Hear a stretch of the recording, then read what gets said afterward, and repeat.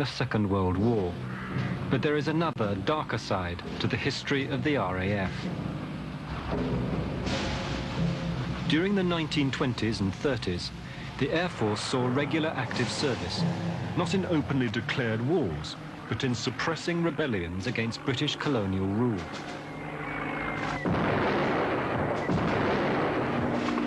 RAF squadrons were ordered to bomb and machine gun tribal villages to crush revolt and hold together the far-flung borders of the empire.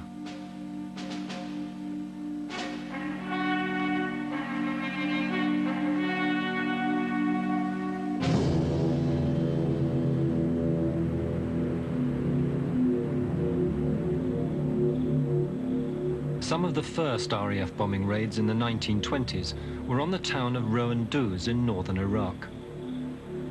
After the end of the First World War, the Kurdish tribespeople in the area started a guerrilla war against British rule. The area was inaccessible to ground troops, so RAF aircraft were ordered to put down the rebellion by bombing.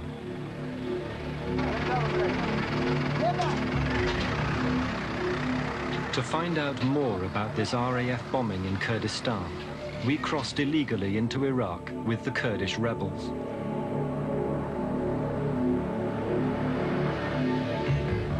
This part of Kurdistan was recently the scene of heavy fighting between the Kurds and the Iraqi army. To escape the war, hundreds of thousands of refugees left the area. To date, only a few have returned. In spite of this disruption, we found some people still living in the region who remember the British bombing 70 years ago.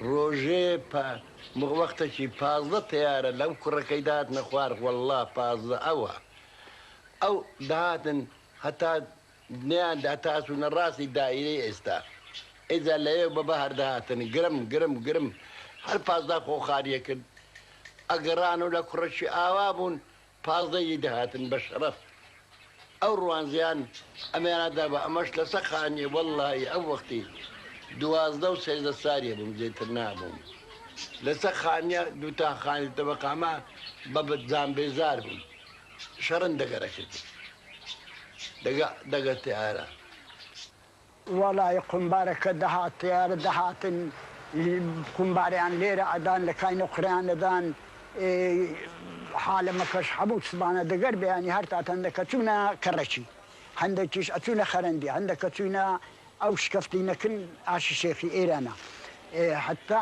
تيار الرويشتن أخي روجي عندك زاسيد زاداتن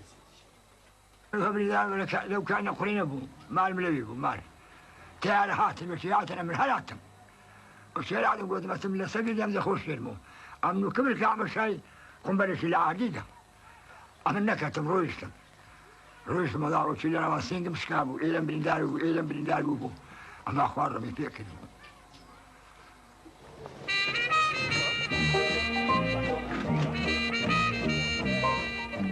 This rare archive film of the RAF in Iraq was discovered only recently.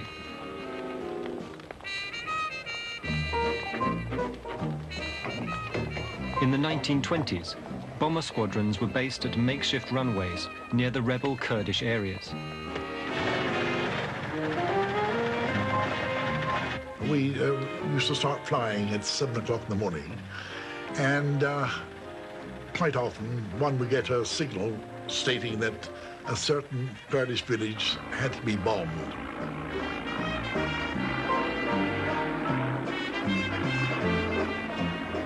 We used to fly in pairs because with little or no radio telephony, we had to keep in touch. Otherwise, if one of us went down, no one would know where they'd gone. And we'd fly up to the village, and we would then fly over in turn and drop our bombs and go down as low as we can to see that our bombs had actually hit the target. The pilots were ordered to machine gun any Kurds who looked hostile. You can identify them quite easily, and if they're not villagers carrying on with a normal business and they're carrying arms, then they ought not to be And if they were doing something you could see that they ought not to be doing, then you shot them. I was in the RAF. I had a job to do. My loyalty was to my commanding officer, who gave me my orders. If the Kurds hadn't learned by our example to behave themselves in a civilized way, then we had to spank their bottoms. And this was done by bombs and guns. One junior officer involved was Wing Commander Arthur Harris, later famous as head of Wartime Bomber Command. In 1924, he wrote of these operations, "The Arab and Kurd now know what real bombing means, in casualties and damage. Within 45 minutes, a full-sized village can be practically wiped out, and a third of its inhabitants killed or injured by 4 or 5 machines." خارك عاصمني حال ما خوينا شارد هو عندنا كتونا او شاخانه عندنا كتونا بجنو مارو تونا كرش الشيخ سيدي تاهي هوارا داتنا تيار روجي سيزادات هن قالك زاد بعثيني خوشيك خوافك أتيلم بخوب مال ودار خوب كيف درس كيف تشد من بردشي وتتكو خوش بي ما نقول ما كري كذا داش موقع.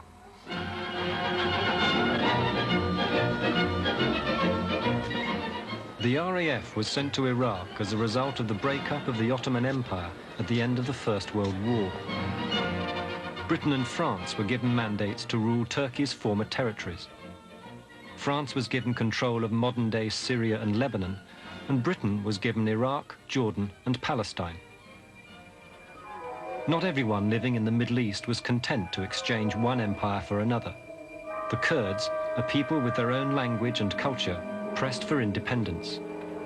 But unfortunately for them, oil had been discovered in large quantities in Kurdish territory around the city of Kirkuk.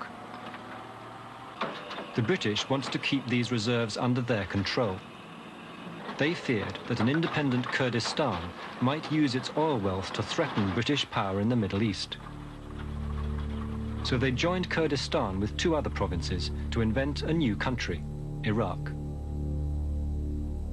Many Kurds objected to this arrangement.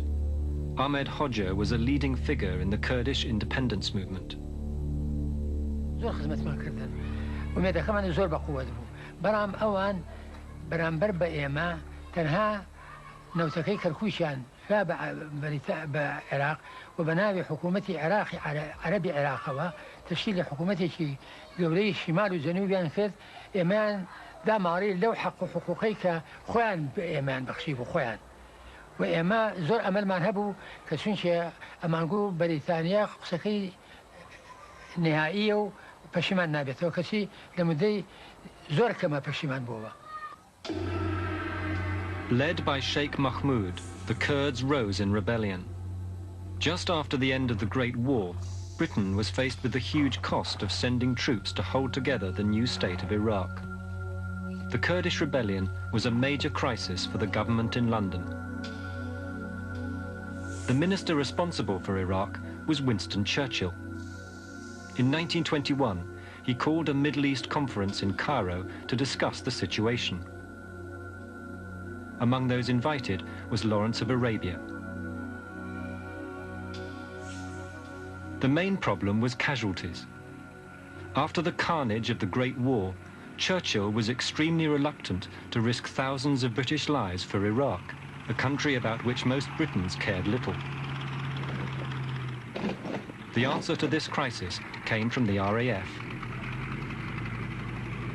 The chief of the Air Staff, Sir Hugh Trenchard, persuaded Churchill to adopt a revolutionary scheme. He proposed sending RAF bomber squadrons to crush the rebellion from the air. The bombers would be cheap, and there'd be few British casualties.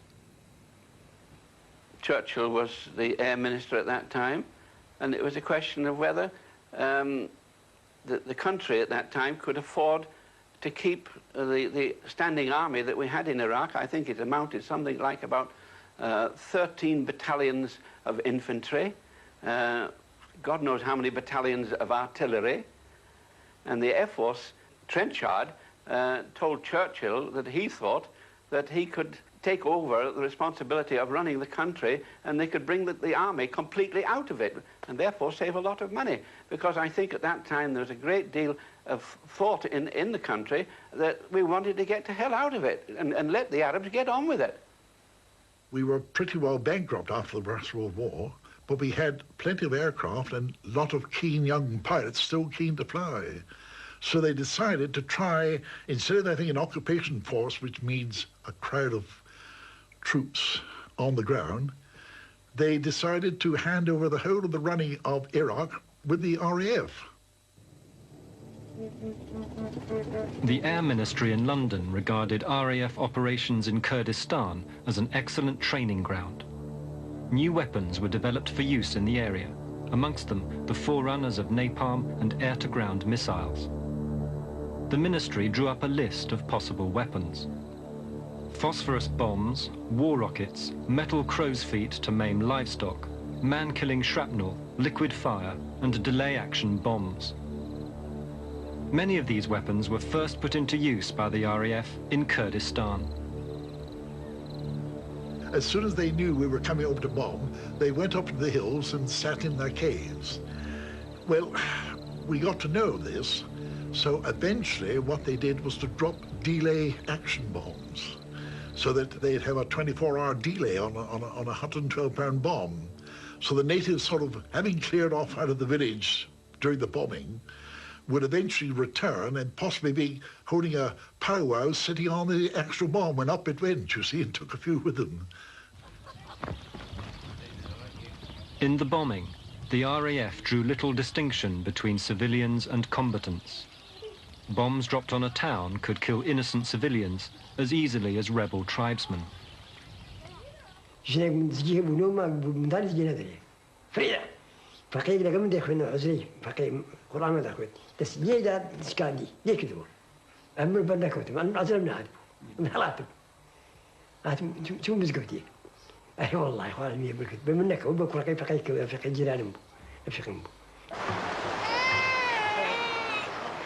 Senior RAF officers believed that by destroying villages and creating refugees, pressure would be put on the rebels to make peace.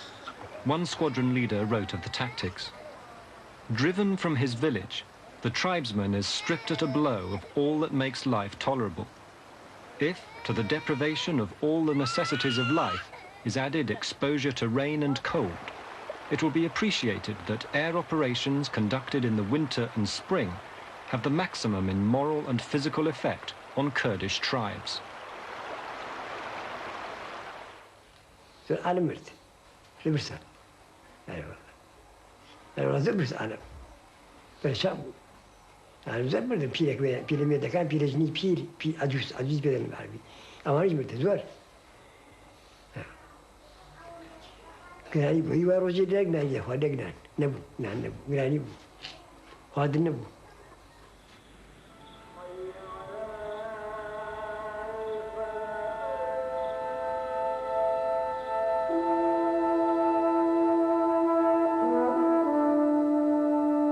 In spite of the hardships involved, the Kurds continued their rebellion.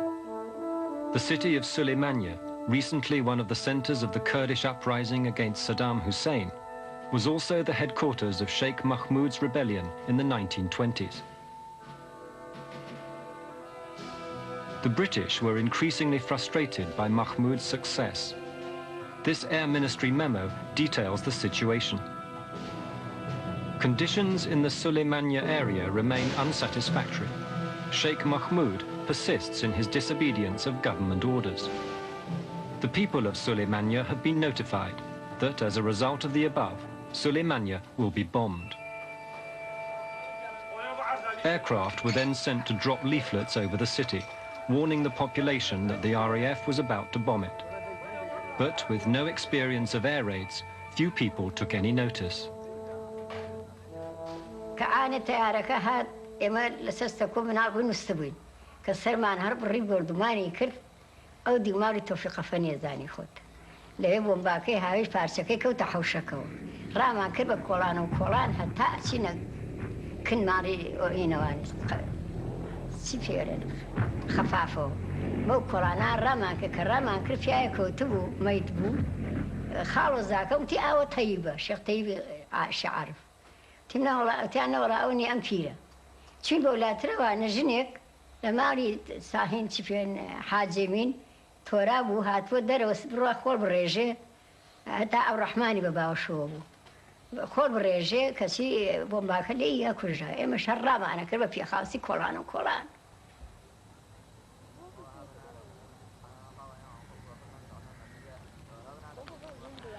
پێنج ماڵ بوو هەموو ماڵێک مەیتێکی تیا یەکێ لەوانە ژنی حاجی فەرەجی شاڵی بوو مردە بوو ئافرەتێک لەو دیویانەوە بوو من خۆم چوم سەیرم کرد دەموچاوی پارچە پەرچە بوو دەستی ئەمانەی هەموو لێ ببووەوە ئەمانەی هەموو لێ ببووەوە دەستی ئاوا لێ کرد قاچیشی ئەو لە بنا قرتا بوو چاوەڕێم کرد بە دیارە وەستام هەتا ڕۆحی دەرچوو شەوە هەر شەو بە زێ خۆمانە کردەوە بە ژوورە شەو ئەچوونە حەمام و شەو ئەچ نانیانە کردیان خوارد و بە ڕۆژی چیان بۆ نەیەکا لە ترسە هەر بە شەو ئیشیانە کرد لە باڵۆ نەترسی تیارە. Like most of the population, Sheikh Fatala was staying in Suleymania at night. One morning, he was surprised by a dawn air raid. من کە هاتمە دەرەوە کتان بۆمبەردومانە گەیشتمە بەر دەرگای خۆمان وەختێکم زانی تارەیەک لە ئاسی ئێستای مەزاخانەکەوە هات بۆ کۆڵانی ماڵی مفتی بەس ئاسمانە تارەکە ئاوا هات ماڵی عیزەبەجیش لەوێ هەیە یەکی من چۆن دانیشتم ئاوا تارەکە ئاوا هات قومبەلەکەی فڕێوە وەکو خۆی تارەکە قومبەلەکەش ئاوا ها بەتیژی هەیوانی ماڵی میرزا تۆفێق بەرز بوو دووقات بوو قومبەلەکە چۆر ناو هەیوانەکەوە کە چۆن ناو هەیوانەکەوە یەشان نەتەقی بوو دار و پەردۆکەی فرێوە فرێیە ئەو داری خانوو کەوتە پشتی منەوە کەوتە پشتی منەوە ڕێ ئەوەم نەبوو ڕاکەم وەختێکم زانی گڵ هات وای بە سەرما گەڵاو ئەو وەختە دار و زەل و ئەوانە بوو وای بە سەرما بووم بەژێر ئەوەوە هەتا سەعاتێکی پێچ و تەقریبا قەڵەبەتر تارە نەما کە هاتن هاوارم کردم با بە من ناوەتان لەژێر ئەم گڵا دەرم بێنن کە بە خاکە ناز و پاش خەریک بوون لەگەڵما بەرپشت سمتم کە و ئەمەم شکە ئەمەیە مەوزوعەکە ئەوە پاش لێیاننا گڵەکە ڕاکێشن بەر سمتم کە و ئەو کوڵەتی ئێسخانی کوڵەتم شکاوە من ئەمە 69 ساڵە ئاوام. Bombing of Suleymania achieved its aims. The casualties and destruction to the city forced Sheikh Mahmud into the mountains, and the city was occupied by British troops. Trenchard's vision of the potential of air power had been vindicated, so much so that the colonial secretary in 1925, Leo Amery, wrote of Iraq, "If the writ of King Faisal runs effectively throughout Iraq, it is entirely due to British aeroplanes. If the aeroplanes were removed tomorrow, the whole structure would inevitably fall to pieces." Yet the success could not hide some misgivings at the methods involved. A disturbing report reached Churchill of an incident where British pilots had machine-gunned women and children.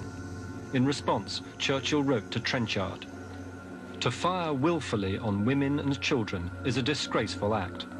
I am surprised you did not order the officers responsible to be tried by court-martial. By doing such things, we put ourselves on the lowest level." In spite of Churchill's intervention, no action was taken. In fact, Trenchard took steps to censor reports before they reached his political masters.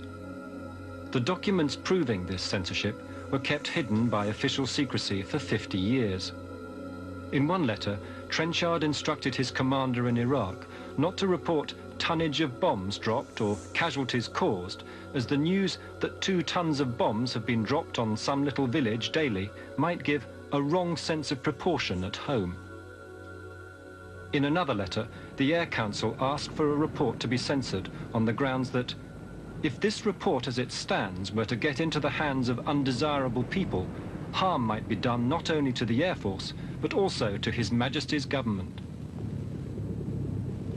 However operational reports were censored back home, there was no avoiding the disquiet of many of the pilots ordered to carry out the bombing. My pilot was a flying officer, McNeil. We flew to Barzan and commenced bombing runs and machine gun attack, while McNeil, only having a wireless operator behind him, took practically no action, but just flew around the battlefield looking at it, and then flew off to find out what support or reinforcements there might be farther back. And we flew into the hills there. They were very close, of course. And eventually found a couple of poor Kurds struggling up a mountainside with a donkey. Gale's pilot, McNeil, fired a burst of machine gun fire at the Kurds.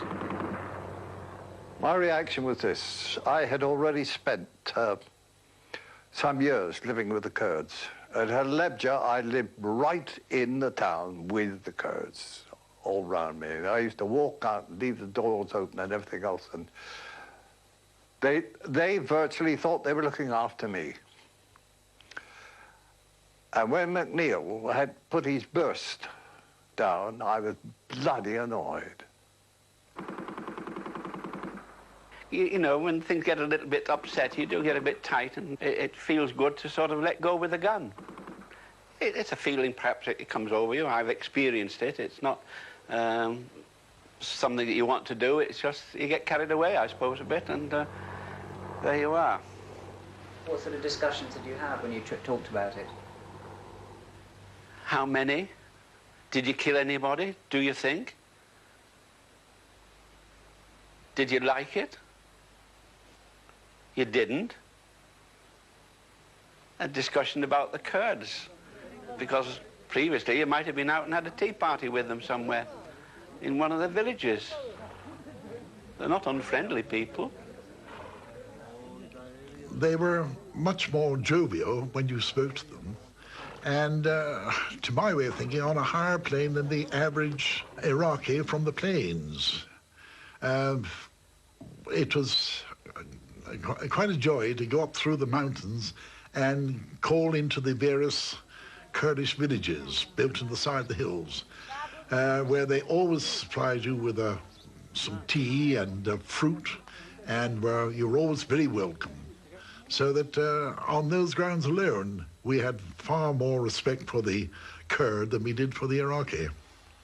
They had some very fine principles which they lived by, and we should have been encouraging the Kurds rather than siding with the gutter rats who were the Arabs, and they were gutter rats. I think there's a lot of feeling, were we doing the right thing in what we were doing, in the operations that were taking place. We were ordered to do it, and it was a job of work. But in view of what everybody knew, did you feel really justified, apart from the time when you were fired on, or perhaps you thought your own life was in danger, and you thought you had to take some action and do something about it?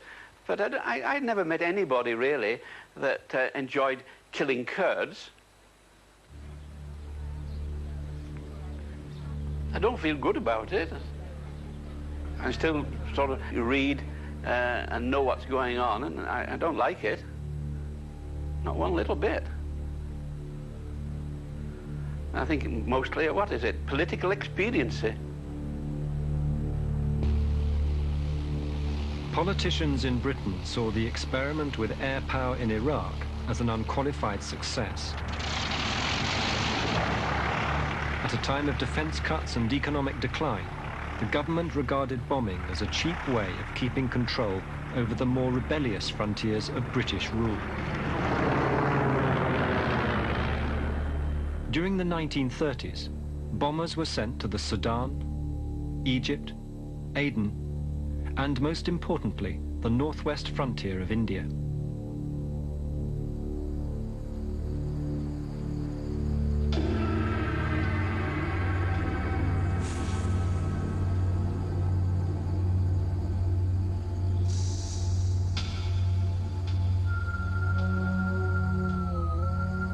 The mountains of Waziristan are one of the most remote and inaccessible areas of Asia. Once the northwest frontier of India, this province is now a part of Pakistan.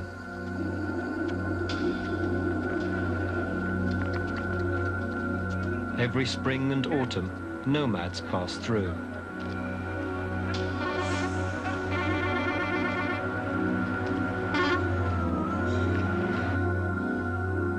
"60 years ago, Waziristan was ruled by the British. Long after the pacification of the rest of India, the frontier remained unruly and warlike. The hills are still dotted with colonial forts, reminders of 3 wars against Afghanistan and countless tribal skirmishes.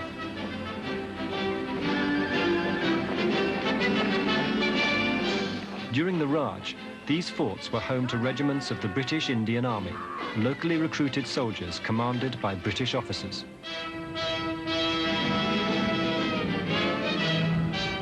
Life on the frontier in the 1930s had changed little since the Victorian era. Inside the mess, officers lived a life of ease and tradition.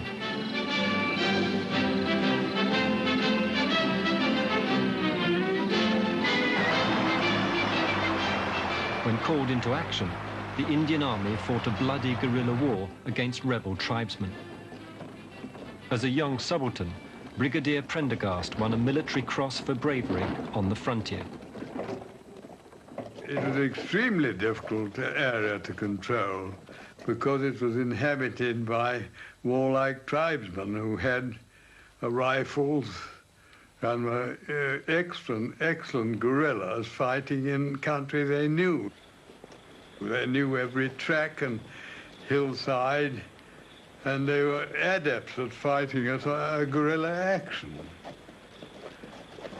They were capable of any form of mayhem. They used to raid down into the settled districts and loot and murder.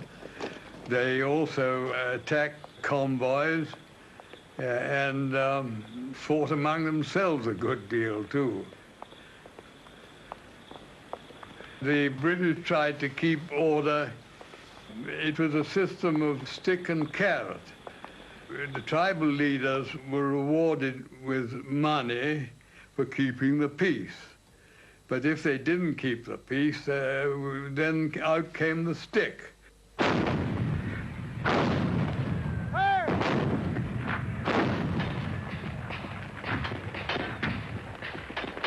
In 1935, fanned by unrest elsewhere in India, the tribes of the frontier were edging into outright rebellion. The army became heavily engaged, fighting with the tribesmen. Back in London, the situation on the frontier raised the usual questions of cost and casualties. The Air Ministry was keen for the RAF to take an active role in suppressing the rebellion. But the political climate had changed since the 1920s. In particular, the critics of RAF bombing had gained ground. When the subject was debated in the House of Lords, it was strongly attacked by peers of all parties. One leading critic was Lord Plumer, a former High Commissioner for Palestine.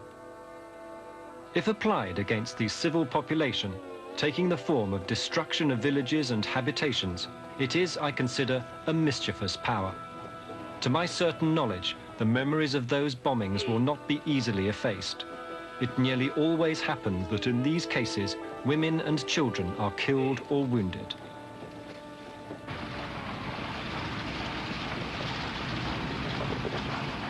To counter criticism that bombing was uncivilized and un-British, the RAF was forced to use more humane tactics. The main change was in the use of warning leaflets. In Iraq in the 1920s, leaflets had sometimes been dropped, but were not always considered necessary. But by 1936, bombing of tribal villages was forbidden unless warning had been given. In practice, once the leaflets had been dropped, the tactics remained the same as in Iraq. Aircraft were sent out to bomb and strafe villages. Many pilots took along home movie cameras to record the action, the source of this rare archive film.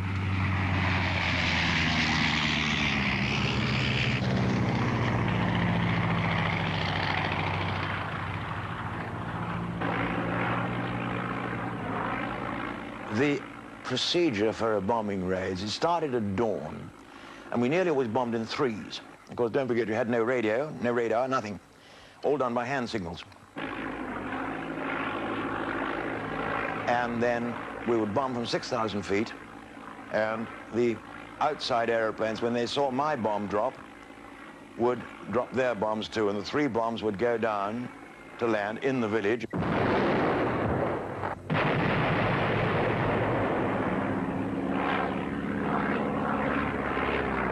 And then we'd swing round, right round, and come back and see from the dust clouds and things, how good it really was. And that would go on all day. There's about a ton and a half to 2 tons of bombs per flight, and we were only operating 3 flights. So you get about 10 tons of bombs down during the day, which is enough to do quite a lot of damage in a small village.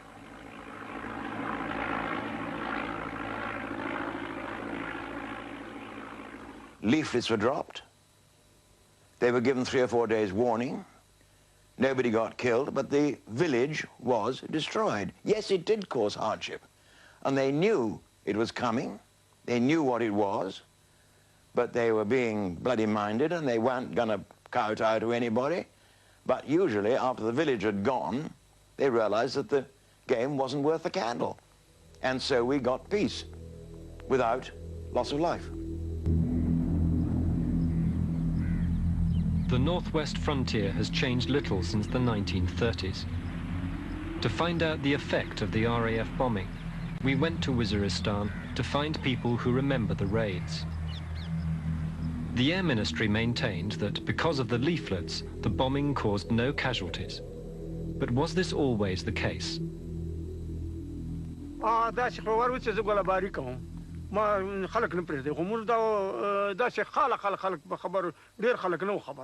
ډیر خلک دا موږ تبا ځکه کړو دا تبا چې څوګه خلک ډیر خلک منسوي دي د غروش ډیر خلک مړ کړ ولا باري ځکه چې به خبر نه و دا خبر به ولکه یې په فکر واچولا فقیر زبدین فکر واچوا دا چې کيو نیم خلک خبر وکنه هر سړی نو خبر هر خلک لا یا کې خلک خبر وخنان منان.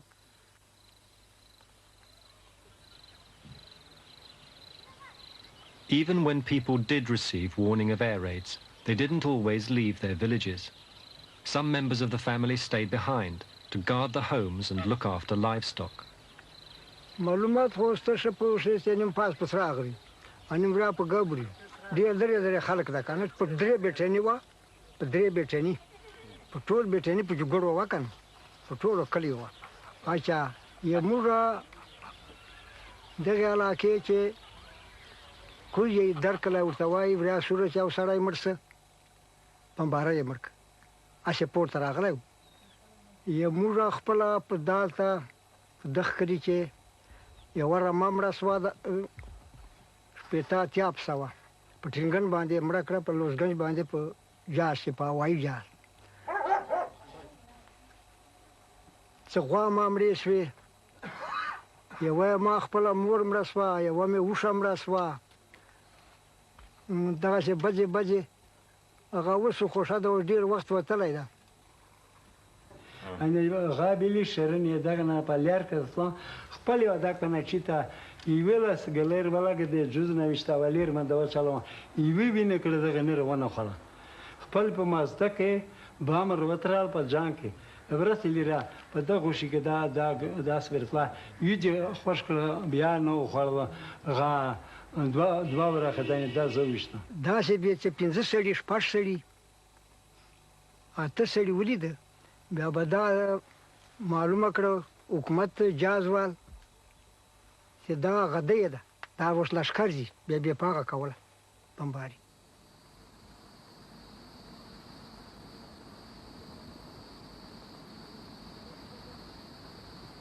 دا داس وشول چې جوزینه په اسمن کول د خبر نه ورده جوزینه ول جوزینه رول بیا خلک تشل چې غورینه کړنلې وی چې په داس بیچلون دی غلیدل چې جوزینه ول د پاسمن کې جوزینه رول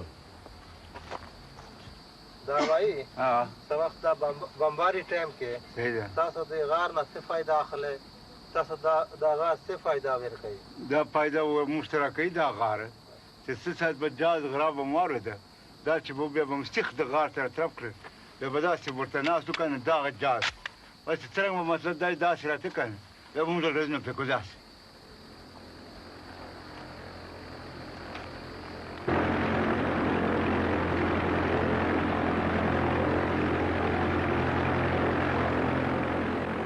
Once the tribespeople learned the pattern of the British bombing, they began to return to their damaged villages at night. To prevent this, the RAF began a series of night raids.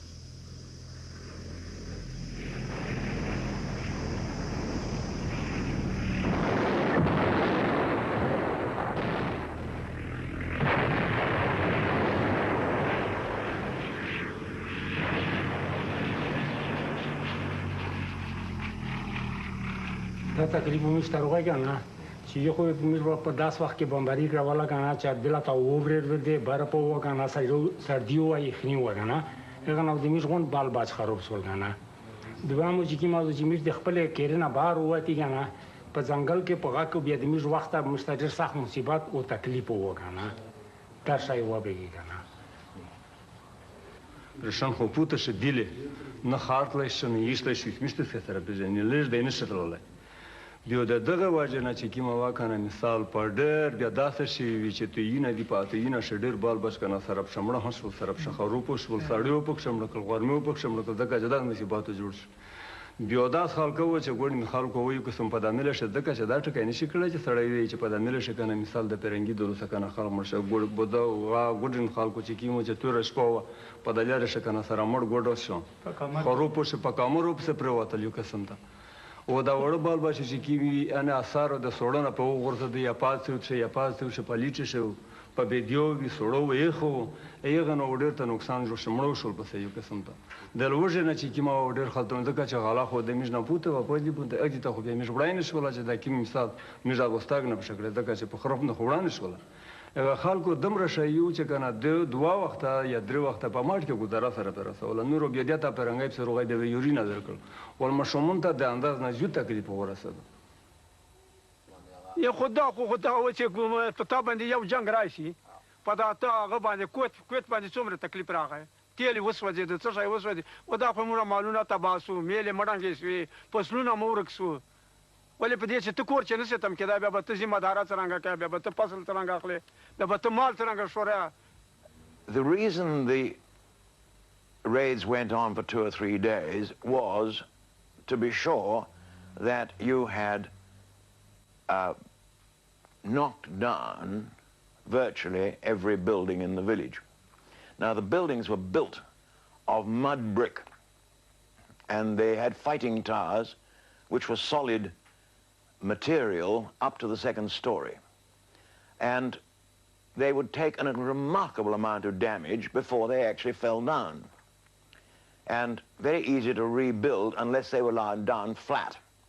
So we went on until they were virtually unrepairable. Mud bricks, a little bit of water, pack them in, and you've got your building back up again. So that had to be stopped to make the thing worthwhile. Once you're going to do it properly.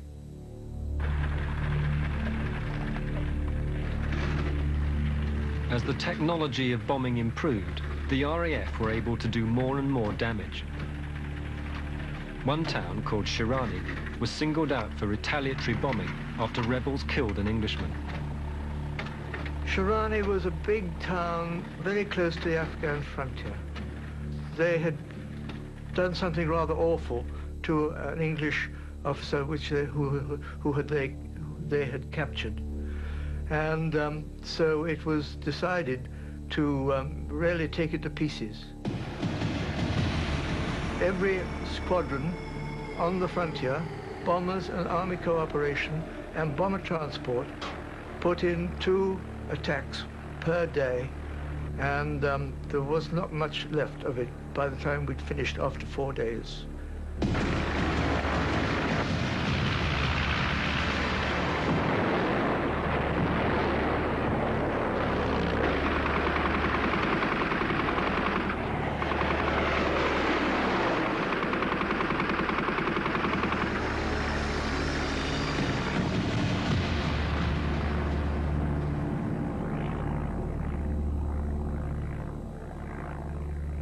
The bombing of villages was opposed by many soldiers stationed on the frontier.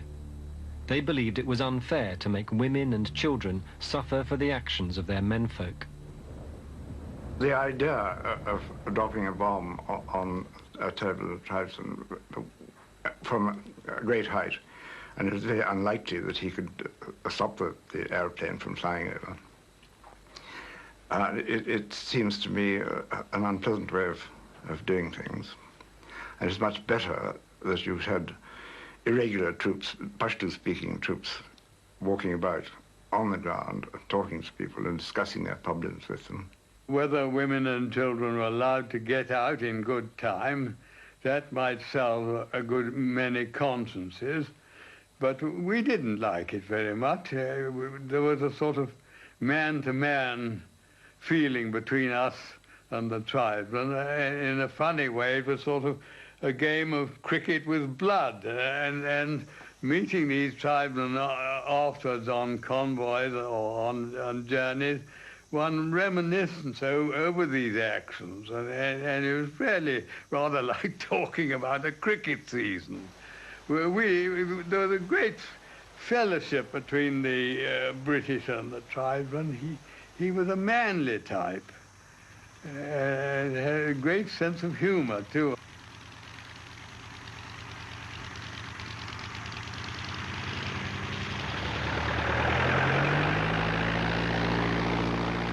To rule a country by saying we're going to bomb the daylight side of your village seems to me a very unjust way of doing it.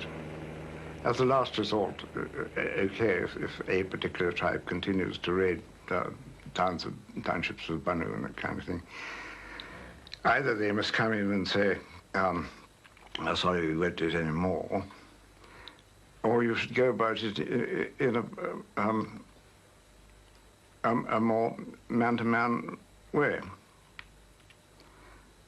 But to drop large quantities of high explosive on them, a thing they could not retaliate over, seems to me a very improper, not just unsporting, but a highly improper way of running a country.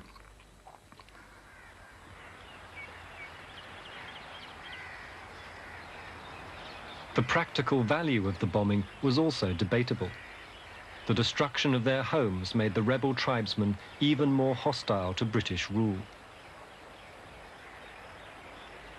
نو خدا خو چې تیر کړو خو خدای ته صبر کا او په جنگ کې داس نه وي چې داس خپه شوی نه ته خو پښتنه دته دا یا چې پښتنه دي دا خدا جوړی نه چې نه پنجاب کې نه د خلق د خاجز خلق نه د خو چې څمره ګرماوي څمره ټینګل د ګرمیږي په دغه تکاته کړی دغه نه دغه نه خو نه څه ژړلې دي څه بسیره بغرینه نه دی لک شوی لوانیم شوی نه دي ورخته شوی نه دي د پښتنه خدا داته چې څمره تغییر په ورشي بیا خو صبر کو. Unable to shoot down aircraft, the tribesmen waited for an opportunity to revenge themselves on the British. In 1936, the RAF bombed a village in central Waziristan, killing 2 sons of the head man.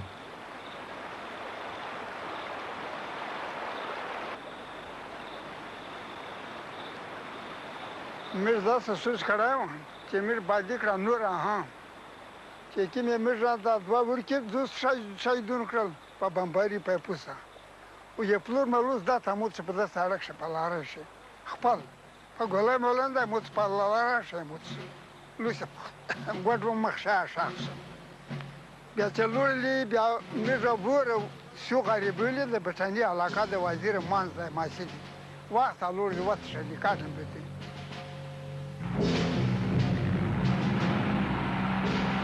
On the 9th of April 1937, a large convoy left Jandola in southern Waziristan.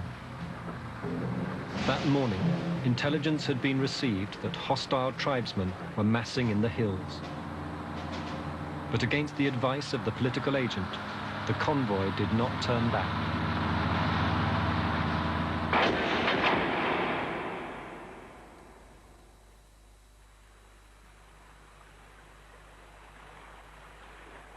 چې کله دا جنگي موټر په اخبار ګرځنی خبر لده وا سړی ته راو چې تیر ورته کوي تیره وروتله تیره خدا ګړنی تیره په سړک شو لګ د موت شولې دغه پر پسسته کنوای سار ورته سپونی په شه ډاکه لاره فازا باندې مخ پر وکه پرنه ینده مخه دا سپون و وستل شل بالکل کا څوک پوت نه سم دی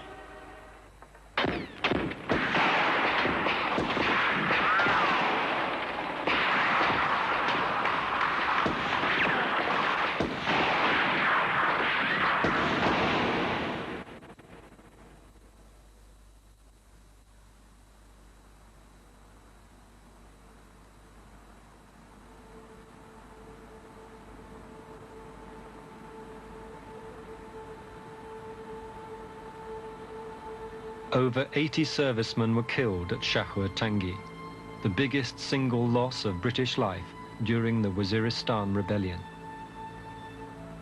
After the massacre, RAF bombers were sent out to retaliate by destroying villages. Many surviving pilots argue that without the fear of retaliatory bombing, there would have been even more bloodshed on the frontier.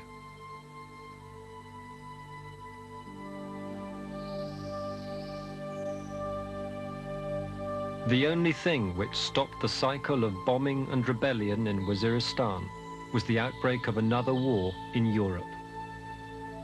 By 1940, all that lay between Britain and defeat by Germany was the RAF. To reinforce the overstretched squadrons at home, every available plane and pilot was recalled from the outposts of the Empire. With hindsight, it is clear that the training provided to the RAF on the frontier was invaluable. The men who'd flown in colonial operations went on to form the backbone of wartime bomber command.